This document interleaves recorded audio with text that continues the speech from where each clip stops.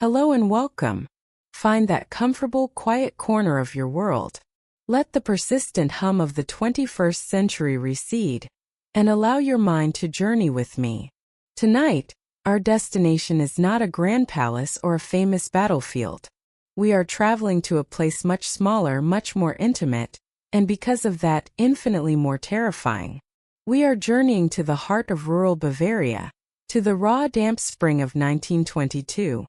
We are heading to a small, isolated farmstead, a world unto itself, cut off from its neighbors by a stand of dark, whispering woods. It is a place that, for one terrible, protracted weekend, became the stage for one of the most brutal, baffling, and profoundly disturbing crimes in modern history. This is the story of a family systematically slaughtered, of a killer who then lived among their ghosts, and of a mystery that a full century of investigation has failed to illuminate.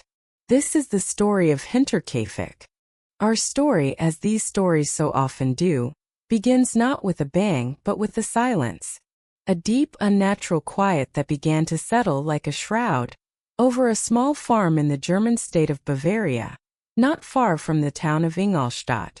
The date is Tuesday, April 4th, 1922. For 4 consecutive days, no one has seen or heard a single soul from the Gruber family. This, in and of itself, was not entirely unheard of. The Grubers were not a social family. In the nearby village of Weidhofen, they were known as being odd, reclusive, intensely private, and to some deeply unsettling. The farmstead itself was not even its official name. The locals called it Hinterkaifeck, a colloquialism that simply means behind the village of Kaifeck. The name itself is a statement of isolation, of being on the fringe beyond the normal community. The family was dominated by its patriarch Andreas Gruber, a man of 63 who was widely disliked. He was known for his brutish, tyrannical temper, his miserly ways, and a palpable air of menace. His family, his wife, his widowed daughter, and his 2 young grandchildren kept to themselves, their lives revolving around the relentless cycle of farm work, their world bordered by their own fields and the dark woods beyond. But 4 days of complete silence was a long time, even for the reclusive Grubers.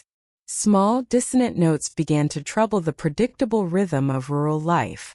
The postman, Joseph Mayer, had noticed that the mail he delivered on Saturday was still sitting, untouched and sodden with rain, in the postbox on Tuesday. Little Kazilia, the 7-year-old granddaughter, a bright and reportedly cheerful child, had been absent from school on Monday, with no word of explanation. This was unusual. Even more unusual was the family's absence from church on Sunday. The Grubers, whatever their sins and secrets, were devout Catholics. Their empty pew was noted by the entire congregation. These were small tears in the fabric of a predictable world. But when woven together, they began to form a worrying pattern of absence. On Saturday, April 1st, a coffee salesman named Hans Skyrowski had made his way to the farm to take an order. He walked around the property for a considerable time, calling out for them. No one answered. He noted the unsettling quiet, the only sound being the lowing of the cattle in the barn. He left without seeing a soul. 3 days later, on the morning of Tuesday, April 4th, an engine mechanic named Albert Hofner arrived at Hinterkaifeck. He was there to repair the farm's small petrol engine. He set up his tools in the machine house, adjacent to the main barn, and worked for over 4 hours. He hammered and banged away, the sounds of his work echoing across the unnaturally still farmstead. He called out for Andreas, for his daughter Victoria, for anyone. There was only silence. He finished his work, packed his tools, and left, noting with a strange sense of unease that he had not seen a single member of the family, nor the family dog, during his entire visit. By late that afternoon, a neighbor, Lorenz Schlittenbauer, decided that something was truly terribly wrong.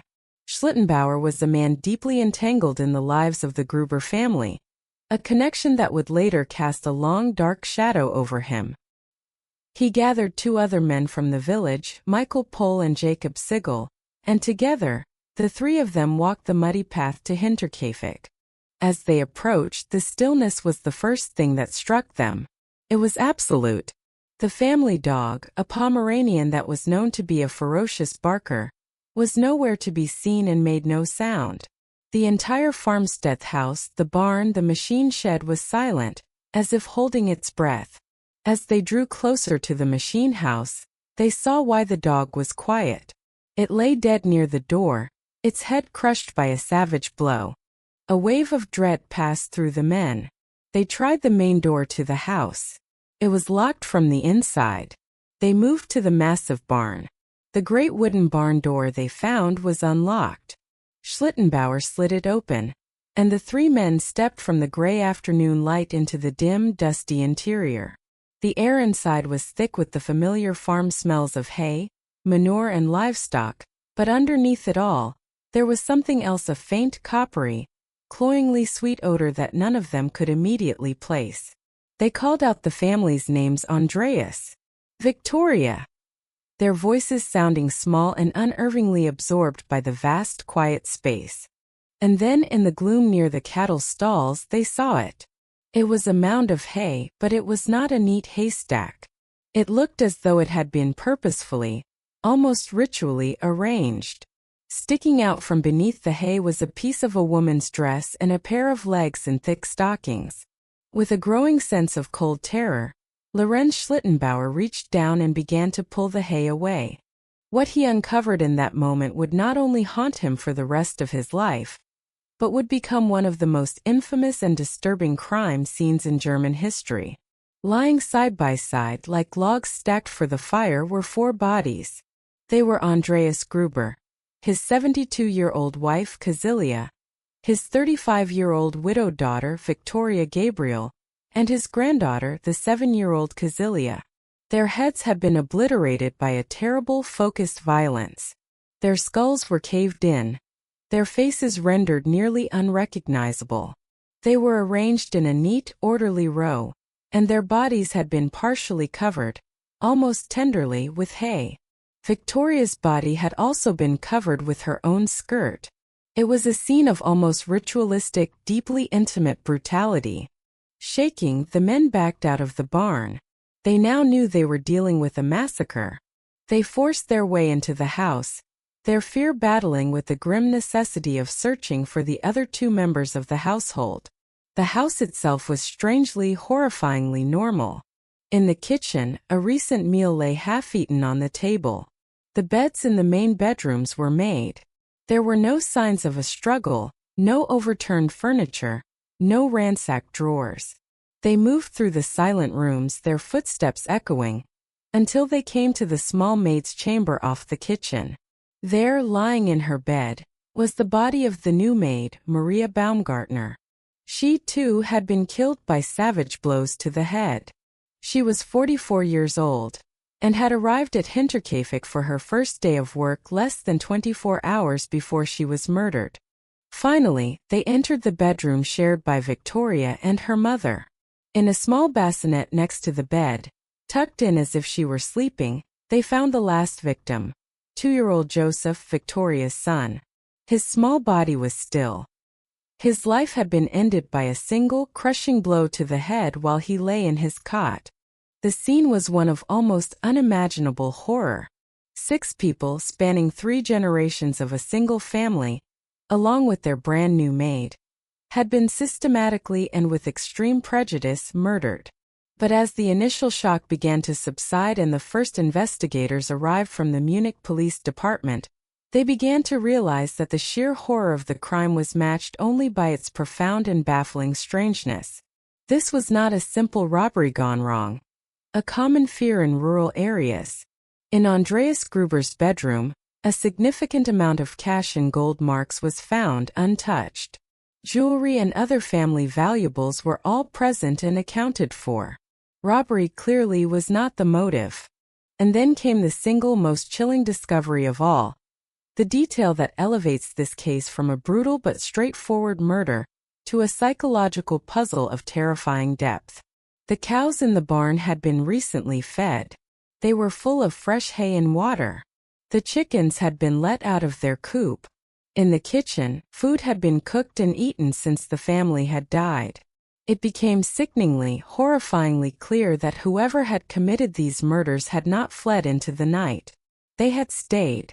For the entire weekend, from the time of the murders on Friday night until the bodies were discovered on Tuesday, the killer or killers had remained on the farm. They had lived in the house with their 6 victims. They had slept in the family's beds, eaten the family's food, tended to the livestock, and stoked the fire for warmth, all while the bodies of the family lay cooling just a few yards away in the house and barn. This single grotesque fact suggested a perpetrator of unimaginable coldness and audacity. It was the birth of the unsolved German crime that would become forever known as the Hinterkaifeck murders, a cold case that still festers in the public imagination, a perfect, terrible story with no ending. To even begin to approach the question of who, we must first delve into the dark and tangled world of the victims themselves. The Gruber family was not a happy one. They were a clan shrouded in secrets, shame, and dark rumors. And at the center of this darkness was the patriarch Andreas Gruber. He was universally described by his neighbors as a violent, cruel, and tyrannical man. He was known to be physically abusive to both his wife and his daughter. But the whispers in the village went far beyond simple domestic abuse. For years, the community had gossiped about an unnatural, incestuous relationship between Andreas and his own daughter Victoria. These were not just idle rumors. They were a matter of public record. In 1915, both Andreas and Victoria had been tried and convicted in the District Court of Schrobenhausen for the crime of incest. They had both served time in prison, Andreas for a year, Victoria for a month. This public disgrace had cemented the family's isolation, turning them into pariahs in their own community. The court records are clear. The incest was a known, established fact, and it is widely believed that the relationship continued after they were released from prison. This deep, dark secret hung over the farm like a permanent, poisonous fog. Victoria Gabriel herself was a deeply tragic and complex figure. Her husband, Karl Gabriel, had been a soldier in the Great War. He was officially reported as killed in action in the trenches of France in 1914, though his body was never recovered. Now a 35-year-old widow, she was trapped on the farm, living under the thumb of her abusive and incestuous father. By all accounts, she was a woman of some talent and ambition. She was a gifted singer and a member of the local church choir.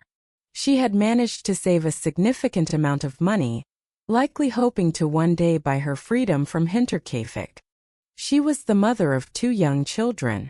7-year-old Casilia, who was born before the incest conviction, was legally the daughter of her deceased husband, Karl Gabriel. But the paternity of her 2-year-old son, Joseph, was a subject of intense and bitter local dispute. The village, and almost certainly Andreas Gruber himself, believed that Joseph was the product of the ongoing incestuous relationship. Victoria, however, in a desperate attempt to create a veneer of normalcy, had publicly named their neighbor Lorenz Schlittenbauer as the father. Schlittenbauer, a prominent local figure with whom Victoria was known to have had an affair, had grudgingly agreed to pay child support, but he never officially acknowledged the boy as his own and was reportedly furious about the financial burden. This toxic web of paternity, shame, money, and lies would become a central pillar in several of the main theories about the crime. The elder Casilia Gruber, Andreas's wife, was by all accounts a woman worn down by a life of hardship. Pious and frail, she was completely dominated by her husband and deeply shamed by her family's public disgrace.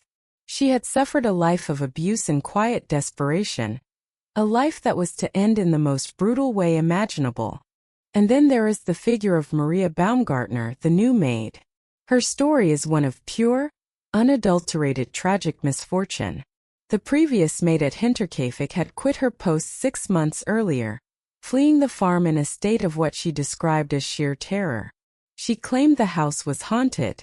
She told anyone who would listen that she heard constant, disembodied footsteps in the attic, strange whispers in the empty rooms, and felt a constant, unnerving presence watching her. She was convinced the farm was evil and refused to stay another night. Maria Baumgartner had been hired to replace her. On the afternoon of Friday, March 31, 1922, she arrived at the farm, accompanied by her sister who had helped her carry her bags. Her sister left a few hours later, leaving Maria to begin her new life and new job. She would be dead before the sun came up the next day. This brings us to the strange and deeply unsettling events that preceded the murders, the series of small ominous clues that suggest something was deeply wrong at Hinterkaifeck long before that final terrible night. These events, reported by Andreas Gruber himself to his neighbors in the weeks leading up to the crime, paint a picture of a slow, creeping invasion. He had told neighbors that he had found a newspaper from Munich in his attic. This was deeply strange, as he did not subscribe to any Munich papers and had not been to the city. It was as if a stranger had been there reading, and had simply left it behind. A few days before the murders, Andreas discovered a single set of footprints in the freshly fallen snow. The tracks led from the dark edge of the forest directly to the farm's machine house. But bizarrely, there were no footprints leading away. It was as if the person who made them had simply been absorbed into the building. Andreas spent a whole night searching the farm with his shotgun, but found no one. That same night, he complained to his family of hearing footsteps and scraping sounds in the attic above their beds. He armed himself and went up to look, but again he found nothing. He also told a neighbor that one of his house keys had gone missing. On the very day of the murders, Andreas told a neighbor that he had seen a man in the woods at the edge of his property, watching him. The man had a hat pulled down low over his face and had stared at him for some time. Andreas had called out to him, but the man had simply turned and walked away into the trees without a word. All of these small, unsettling events, when viewed in hindsight, create a picture of almost unbearable psychological tension. They suggest that the killer was not a sudden, explosive intruder. They suggest a predator who was watching the farm, studying the family's routines, perhaps even living secretly in the attic or the outbuildings for days, or even weeks. A phantom hiding in plain sight. A patient hunter waiting for the perfect moment to strike. This slow-burn home invasion element is a key part of what makes the Hinterkaifeck mystery so singularly terrifying, making it a perfect subject for a true crime documentary-style deep dive. Based on the forensic evidence available in 1922, the police were able to piece together a probable timeline of the slaughter. It is believed to have happened on the evening of Friday, March 31st. Andreas Gruber, ever the diligent farmer, would have gone to investigate first. He was struck down from behind as he entered the barn. Then his wife, Kazilia, likely went out to see what was keeping him. She was killed. Then his daughter Victoria followed. She too was slain. Finally, tragically, it is believed that little 7-year-old Kazilia, perhaps hearing the commotion or looking for her mother, also went to the barn. The evidence suggested she was alive for some time after being attacked, and had torn her own hair out in fistfuls in her agony. It is believed she witnessed the murders of her family before she, too, was slain. The weapon used for all the murders was a mattock, a heavy, long-handled farming tool similar to a pickaxe, which belonged to the Grubers. It was found in the barn covered in blood. The brutal, personal nature of the weapon, a tool used for breaking earth, suggests a crime of immense explosive rage. After slaughtering the 4 family members in the barn, the killer then calmly walked into the house. They went to the maid's room and killed Maria Baumgartner in her sleep. And then they went to the bedroom where they killed 2-year-old Joseph in his cot.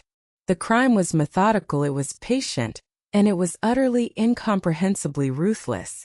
The initial investigation was, by modern standards, a catastrophe. In the first hours and days after the discovery, dozens of neighbors, villagers, and curiosity seekers had tramped through the farmstead. They had touched things, moved objects, and contaminated what was already a complex crime scene. destroying what little forensic evidence might have existed. The Munich police, led by a respected investigator named Inspector George Reingruber, were faced with a baffling scene and very few reliable clues. In a move that highlights the strange intersection of early 20th century science and lingering superstition, the heads of the 6 victims were removed during the autopsy and sent to Munich. There they were presented to a number of famous clairvoyants and psychics, in the desperate and fruitless hope that they might somehow reveal the killer's identity. The heads were eventually lost during the chaos and bombing of World War II, and were never returned to the bodies for burial. The police investigated the case tirelessly for years. They interviewed over 100 suspects, but every lead went cold, every theory hit a dead end. The case officially remained open, but the trail grew colder and colder, until it was frozen solid. The murders, however, never left the public consciousness. They became a dark legend, a campfire story told to frighten children, a cautionary tale about family secrets and the darkness that can lurk just beyond the edge of the woods. But who could have done it? The theories have swirled for a century, pointing fingers at jilted neighbors, ghosts of the past, and faceless phantoms in the night. Let us now step into the role of the investigator and examine the primary suspects, the men and theories that have been forever tied to this terrible cold case. The most prominent suspect, both at the time of the murders and in the century since, was the neighbor Lorenz Schlittenbauer. Schlittenbauer had what police would call a clear, if complicated, motive. He was widely believed to be the father of 2-year-old Joseph, and was known to be in a bitter and ongoing financial dispute with Victoria and Andreas over child support payments. Some speculate that Victoria was blackmailing him, threatening to reveal that her own father, Andreas, was the true father of the child unless Schlittenbauer paid more. This escalating financial and emotional pressure could have pushed a man to a violent breaking point. Schlittenbauer's behavior on the day of the discovery was also seen as deeply suspicious. He was the one who organized the search party. He seemed to know his way around the farm with an unnerving intimacy, and when he and the other men found the bodies in the barn, he reportedly moved them, disturbing the crime scene, before the police arrived. An act he later claimed was done in a frantic search for his son, Joseph. Several witnesses also claimed he was strangely calm and detached in the aftermath, a demeanor that many found unsettling. For years, rumors persisted in the village that he had confessed to the crime on his deathbed, though this has never been substantiated and is likely just another piece of the legend.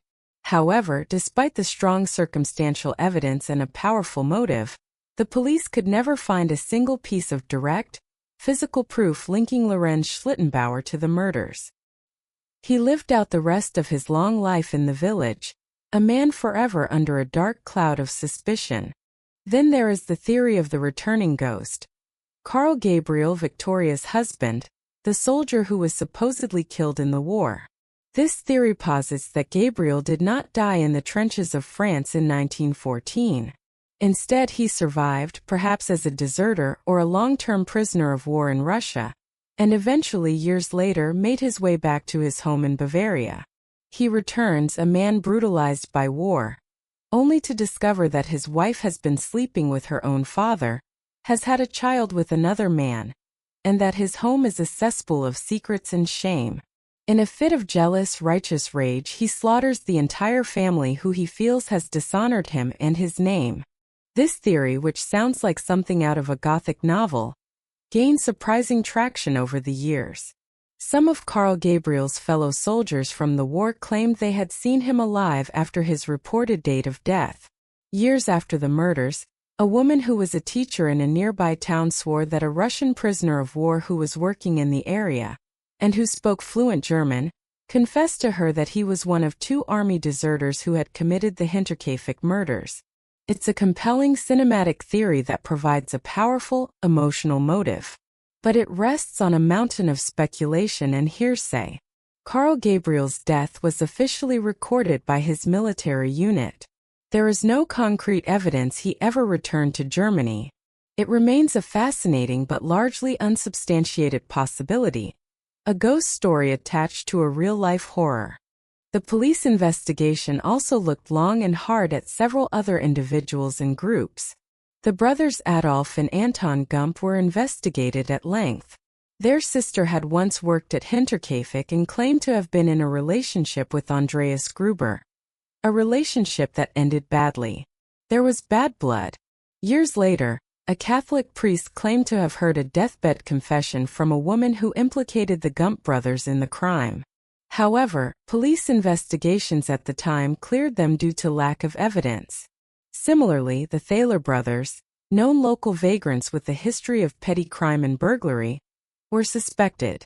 But they had solid alibis for the night of the murders. The police cast a wide net, but every fish they caught proved to be the wrong one. This leads us to the final and to many the most terrifying theory of all. The theory of the unknown killer. This theory suggests that the perpetrator was a complete outsider. A drifter, a vagrant, a mentally unstable individual who had been living rough in the woods, or perhaps even, as the ex-maid's story suggests, secretly in the attic of Hinterkaifeck itself. This would explain the Munich newspaper. It would explain the footprints in the snow. It would explain the strange noises from the attic. This unknown person, driven by some unknowable psychosis, watched the family, learning their habits, before finally descending from the attic or emerging from the woods to commit the murders. The motive could have been as simple as a robbery that went horribly, explosively wrong, or it could have been as complex and terrifying as a pure, motiveless act of psychopathy. After the killings, feeling a strange sense of ownership over the now empty farm, he stayed. He lived out a bizarre and grotesque domestic fantasy amidst the carnage he had created. This theory is so terrifying because it means the killer could have been anyone, from anywhere. A true phantom who appeared out of the darkness, committed an act of unspeakable violence, and then simply vanished back into it, leaving behind only death, confusion, and 100 years of unanswerable questions. In 2007, in a remarkable academic exercise, a group of students at the Fürstenfeldbruck Police Academy decided to take on the Hinterkaifeck murders as their final graduating project. They re-examined every piece of old evidence using modern investigative techniques and criminal profiling. They analyzed the witness statements, the police reports, the autopsy findings. Their final report concluded, perhaps unsurprisingly, that after 85 years, it is impossible to definitively solve the crime. Too much evidence has been lost. Too many witnesses are long dead. However, they did state that after their exhaustive review, they had come to a consensus on a single prime suspect. In their final report, they chose not to name this person, out of respect for any living relatives. However, most researchers who have studied their findings and methodology believe they were pointing the finger squarely at one man, Lorenz Schlittenbauer. And so the story of Hinterkaifeck ends where it began, in an impenetrable, frustrating silence. The farm itself no longer exists. It was demolished in 1923, just a year after the murders, as if the community were trying to erase the deep stain of the crime from the landscape itself. The 6 headless bodies of the Gruber family and their unfortunate maid were buried together in the cemetery in Weidhofen, their graves marked by a simple cross. Nothing remains of the place called Hinterkaifeck but a small memorial stone, a silent testament to the horror that occurred there, and the lingering unanswered questions. The case of Hinterkaifeck endures in our collective consciousness because it touches upon our deepest, most primal fears. The fear of the isolated, lonely place. The fear of dark family secrets and the violence they can breed. And most of all, the fear of the intruder who is not outside the door, but who is already inside the house. The image of a killer living for days among his victims, tending to the animals and eating at the family table, is a uniquely chilling violation of the sanctity of the home. It is a story that defies easy answers, a perfect, terrible circle of violence and mystery. It is Germany's greatest unsolved German crime, a cold case that will likely remain frozen in time forever. a dark whisper carried on the wind in the quiet Bavarian fields. Thank you for joining me on this journey into the heart of a historical darkness. The questions raised by the events at Hinterkaifeck are as unsettling and as relevant today as they were a century ago. A stark reminder of the darkness that can exist just beneath the surface of a quiet, ordinary life. Now I would be very interested to hear from you. After hearing all the evidence, the theories, and the strange, unsettling details, who do you believe was responsible for the Hinterkaifeck murders? Was it the spurned and suspicious neighbor Lorenz Schlittenbauer? Was it the ghost of a dead husband returned from the war for a terrible revenge? Or was it the terrifying anonymous drifter, the man with no name and no motive? What detail of this case do you find the most chilling? Please share your theories and your thoughts in the comments section below. I read all of them and find the community's insights into these deep and complex mysteries to be truly fascinating. If you were captivated by this true crime documentary-style exploration of a historical cold case, please consider showing your support by liking this video and subscribing to our channel for more journeys into the forgotten and unexplained corners of history. And be sure to click that notification bell so you won't miss our next story. Until then, sleep well, and perhaps just for tonight, be sure to check the locks on your doors.